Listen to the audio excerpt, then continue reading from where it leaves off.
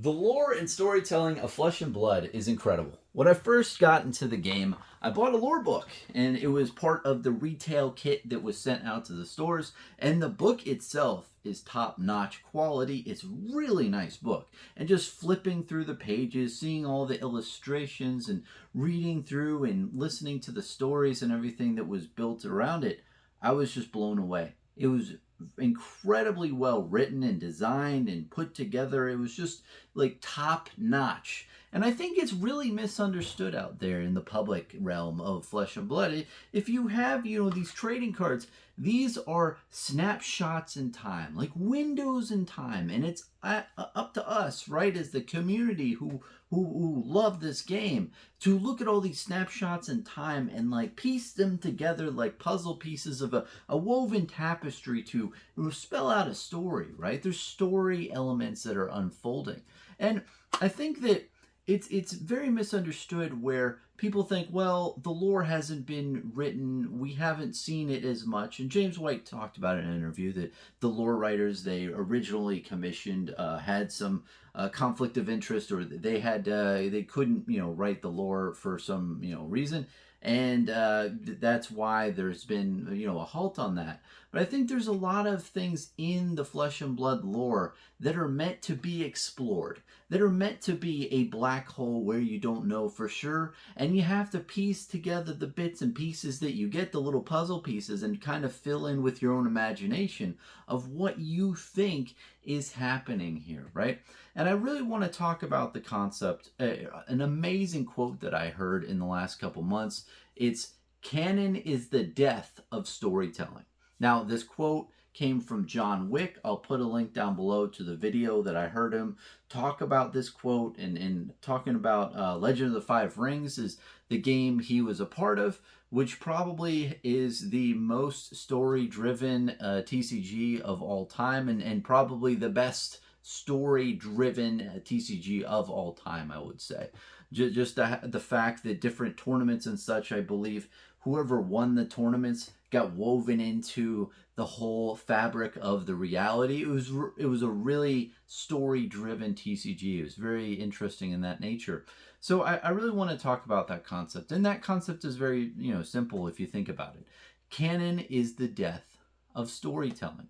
And quite frankly, what that means is if there's a book this thick that says every little bits and pieces of the Flesh and Blood lore and explains word for word what things are, it really kills any need to tell a story, for people to tell a story. Like, hey, then, if you're talking to somebody at a tournament, like, hey, I think this is what's happening in the world of Wraith. And it's like, oh, let me pull up my phone and, look up the Wraith dictionary. Like, no, you're wrong. It says right here that you're wrong. Like, then there's no story. You can't tell a story. That if everything is fact, it's fact, and you can just look it up. There's no story elements. And you might say, Bronson, why does that really matter? What's the whole point of that, right? Isn't it good if there's a story, then we can read up on it and know it? Well, there is a big aspect where it's nice to just go into the lore and put the puzzle pieces together and use your creative mind space to put things together, right? Like take, for instance, Kale from Dead Summer Art YouTube channel. That YouTube channel would not exist. It probably would exist, but the level of depth of investigation that Kale does, it wouldn't happen, right? It would just be more of him just reading word for word what happens on the website. That wouldn't be interesting. That wouldn't be fun. It's nice to dive deep, make assumptions, make guesses. And a lot of times you're going to be wrong. You're going to say things, you're like, hey, I think this is what's happening because I see this on these cards, right? Like, personally, me, I made a preview video for Uprising, right? And I was talking about Dromai and Phi, and I thought that they were like opposing each other. And I was like, oh, they're darkness and light. They're, opposing each other. Because I thought Dromai looked like she was, in the high castle and Phi was a peasant. I think I was wrong there. I think they're, siblings there. And they're on the same side. So personally, I wove together this whole story-driven narrative that was wrong, but still it was a fun experience for me to look at all the cards, use my brain, put stuff together, weave a story and tell it, right? There's a lot of fun aspects of that, especially with, you know, Flesh and Blood. There's a lot of hidden elements that are in this game that are just so much fun to explore. And if I can go into that for a little bit, you know, there is an aspect where you see these Easter eggs in this game that aren't just like in your face like this. They're like hidden in the corner of the room, and you have to see with your eyes and piece things together. Like the card back cryptogram a while back when I had to solve, you know, the cryptogram on the top of the bottom of the card. That was very tough. I saw that there were little letterings and I was like, oh, okay, you know, I think there's something here. And I had to dive deep into it and look and try to translate the scripts. And I went really hard at it. It took me probably 8 hours or so. It took me a long time to do it. But it was very interesting to really just dive deep into the lore and the aspects. And, you know, Easter eggs are another part. It's like you have things in plain sight that if you are an astute individual, you can pick up on and you can see. Like the really good example of a card like this is good deeds don't go unnoticed, right? At the surface level, you see a man handing a woman an apple, right? You're like, oh, okay, guy's given a woman an apple. Great. You know, it's a good deed. But if you look closer, the woman isn't really a woman. There's like tree legs sprouting underneath. It's definitely not a human entity there. It definitely looks like a different type of, maybe like the meeps or like a treant or something. There's something going on. I don't even know, dude. I just know it's not a human in nature. Then you see a meep on the a meep is like a monkey type figure that's putting a golden trinket into the guy's backpack. He was like, hey, the meeps say, hey, look, that guy's a nice guy. He's given a supposed old lady an apple. Here, have a little trinket. So you see these little things and you can weave a story together with the images you see. Another thing is, I think the one illusionist auras, right? There's 3 blue illusionist auras, I believe, from, I want to say Dynasty, but I'm probably wrong. But anyway, it's really cool. It has like this 9-eyed lion, and it shows like the one's called Haze or something. Long story short, you see a progression over time of like, you know, you part the haze, and then you see some figure in the background, and then he's right in your face. You see this progression of like a story element with those 3 cards. And there's a bunch of cards out there like that where you see progression over time. Story elements are being told over the course of time. And of course, it would be nice to get more lore stories where you get, you know, some canon, some stories that are being given to you. But when a story is being told, not every element has to be totally explained, right? You can talk about like a whole story of like the, you know, the emperor dying, right? But there could be a lot of other things like, okay, who killed the emperor? And oh, okay, Arachne killed the emperor. Why did he kill the emperor?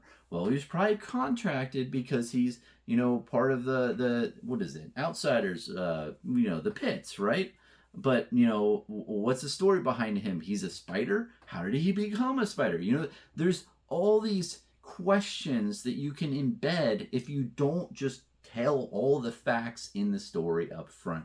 And that's my whole point with this video, is that yes, you know, more story elements are coming, more things are being developed internally in LSS that tell specific stories.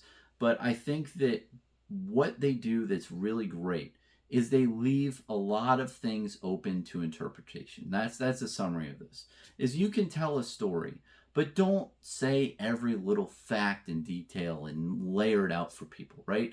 Adding those mysterious elements and little, like, you know, Easter eggs and little mysterious things really puts the spice in it, right?